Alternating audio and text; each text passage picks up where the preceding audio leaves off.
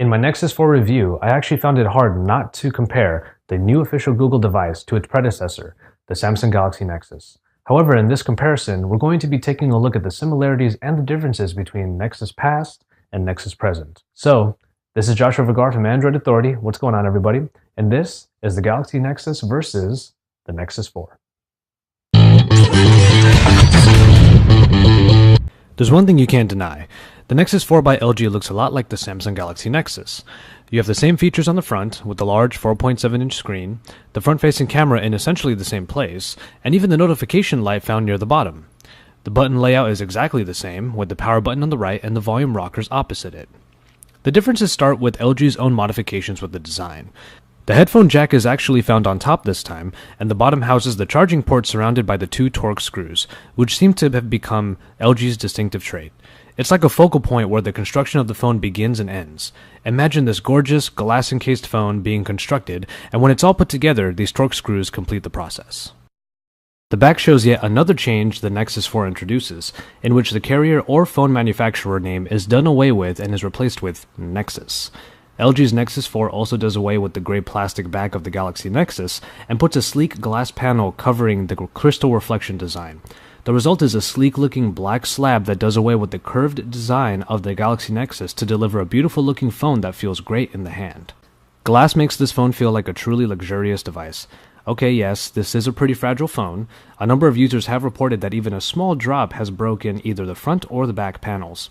Nonetheless, given its affordable price tag, the Nexus 4 is still one of the best-looking phones out there right now. Just take some care with it.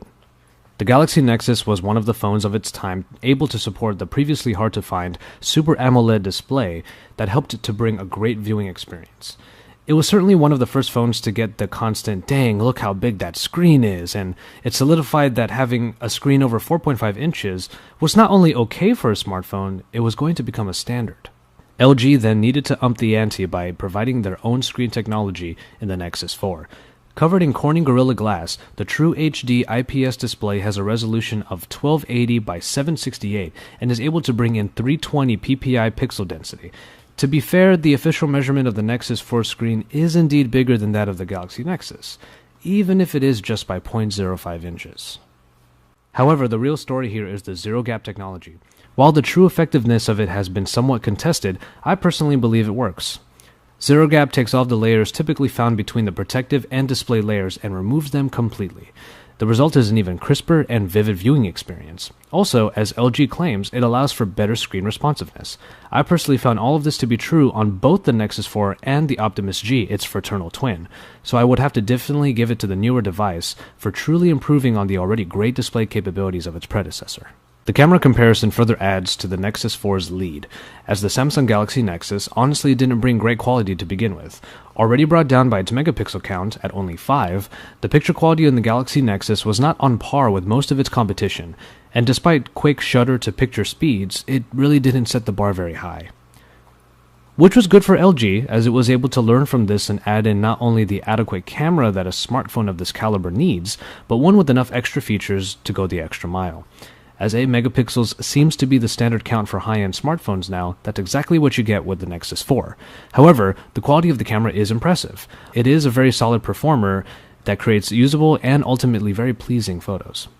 The new features are due to the inclusion of the newest Android operating system, Jelly Bean 4.2. The camera app interface has been revamped in order to introduce a touch and swipe dynamic that does away with traditional menus. It really is a great way of controlling the settings of the camera, and it feels very fresh. Other than that, the inclusion of Photosphere is a nice addition, albeit ultimately just a novelty. All in all, the camera on the Nexus 4 is a vast improvement from the Galaxy Nexus, and it leaves its predecessor in the dust. As far as performance goes, the Samsung Galaxy Nexus packed a dual-core Ti OMAP that clocked in at 1.2 GHz with a PowerVR SGX 540 graphics processor. What that means is that the experience of the phone was exemplary for its time, and it still remains as one of the nicest experiences in a phone to date. Good memories are abound with the Galaxy Nexus, and the enjoyment was only further enhanced if you ever put a custom ROM on it. Further optimization would be achieved, and the phone would continue to feel relevant even after an entire year of having it. I certainly take advantage of what seems to be a processing package made to go the distance. which is what makes the Nexus 4's own performance feel like such a feat. The quad-core Snapdragon S4 Pro processor at 1.5 GHz and the Adreno 320 graphics processor really make this phone fly. It is hard to deny just how awesome the performance and perceived experience on the Nexus 4 feels. In side-by-side comparisons with my Galaxy Nexus, the Nexus 4 was simply just able to open its apps quicker and load content faster. This comparison just couldn't be one-sided though. As I said before, the torque screws found on the bottom of the Nexus 4 seem to be the start and end of the phone's general construction. As such, the battery is not replaceable. Honestly, this comes as a disappointment to me, as I have become very used to having a spare battery with my Verizon Galaxy Nexus. 4G LTE takes up a ton of battery, and even on days when I have forgotten to charge my phone, the extra battery was definitely a lifesaver. The battery in the Nexus 4 is larger than the one originally found in my Galaxy Nexus, but even if it can typically last a day, having the charging cable on hand will have to become a new habit. The connectivity of the Nexus 4, compared to its predecessor, was perhaps the part of the in-depth review that actually did feel like a comparison. And this is for good reason. The Nexus 4's lack of full support of 4G LTE is already well documented, and I was definitely curious to see how it would really affect the network experience.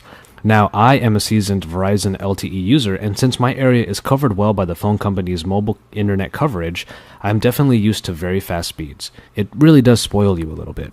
Which is why the Nexus 4 with its HSPA Plus support does indeed feel slow. Again, my test using a borrowed T-Mobile SIM card yielded the following result. With the Nexus 4 running at full signal strength, its internet was able to keep up with my Verizon Galaxy Nexus running only at half reception strength. I honestly can't deny the difference, and to be fair, I am too used to my LTE speeds by now. And finally, we have the software. Since these are Nexus devices, this is essentially leaving the most important part for last. This is because being a Nexus device means that users are getting the latest and greatest that the Android OS has to offer. Updates will also come to Nexus phones and tablets before all others. The Samsung Galaxy Nexus was the first device to come with Android 4.0.4, designated Ice Cream Sandwich. If a new device was an update to ICS, it was easier to disregard. This was not the only important aspect of the Galaxy Nexus, as its support for developers spawned a community of rooters and customizers who took the Android OS and tweaked it to its own delight. This was true for the Nexus 1 and the Nexus S, and now for the Galaxy Nexus. There was a demand from a multitude of users who wanted their phones to have some features not really found in the stock experience, and to this day, the Galaxy Nexus root and ROM community is going very strong. And I suspect all of this to be the same with the Nexus 4. That same community of enthusiastic software adventurers will likely flock to the newest and so far greatest Nexus device yet and make it their own. But with the Nexus 4's included Jelly Bean 4.2 comes its own revolution. That with its new features, it is now clear that Google has been paying attention to the rooting community. Now features like power widgets and the notification dropdown of custom ROMs are found in a new page that Google put in itself. It's getting easier and easier to choose the stock OS over community-created custom ROMs, and that is a true testament to the Nexus 4. It brings the latest OS, will always be updated, and if you are so inclined to take advantage of how easily it can be rooted and the community responsible for doing it, you're getting a great deal of freedom with Google's newest official device. And so, there you have it. The Nexus 4 is not just a giant leap forward for the Google Nexus line, it truly represents the roots and the legacy of its predecessors. The Samsung Galaxy Nexus was and still is one of the best phones on the Android platform, and the Nexus 4 not only brought the best parts of its past along, it lays down the groundwork for the future.